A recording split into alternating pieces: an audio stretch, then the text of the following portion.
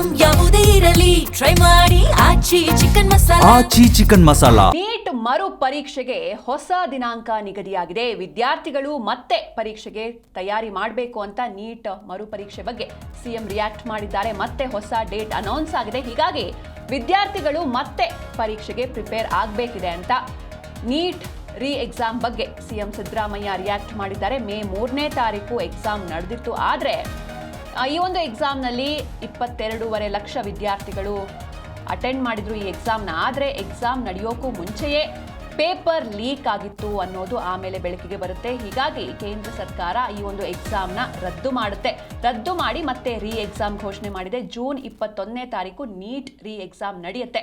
ಈ ಬಗ್ಗೆ CM react ಮಾಡಿದ್ದಾರೆ. ವಿದ್ಯಾರ್ಥಿಗಳು ಮತ್ತೆ ಎಕ್ಸಾಮ್ಗೆ ತಯಾರಿ ಆಗಬೇಕಿದೆ ಅಂತ ನೀಟ್ ರೀ ಎಕ್ಸಾಮ್ ಬಗ್ಗೆ ಸಿದ್ದರಾಮಯ್ಯ ರಿಯಾಕ್ಟ್ ಮಾಡಿದ್ದಾರೆ.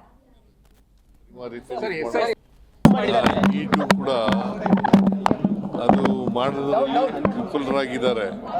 ಅದನ್ನ ಸುಮಾರು ಅನೇಕ ವಿದ್ಯಾರ್ಥಿಗಳು ಪರೀಕ್ಷೆ ಬರಲು ಮತ್ತೆ ಅದನ್ನು ಪ್ರಿಪೇರ್ ಆಗಬೇಕಾದಂತ ಅನಿವಾರ್ಯತೆ.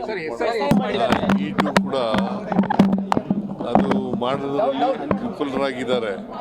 ಅದನ್ನ ಸುಮಾರು ಅನೇಕ ವಿದ್ಯಾರ್ಥಿಗಳು ಪರೀಕ್ಷೆ ಬರಲು ಮತ್ತೆ ಅದನ್ನು ಪ್ರಿಪೇರ್ ಆಗಬೇಕಾದಂತ ಅನಿವಾರ್ಯತೆ.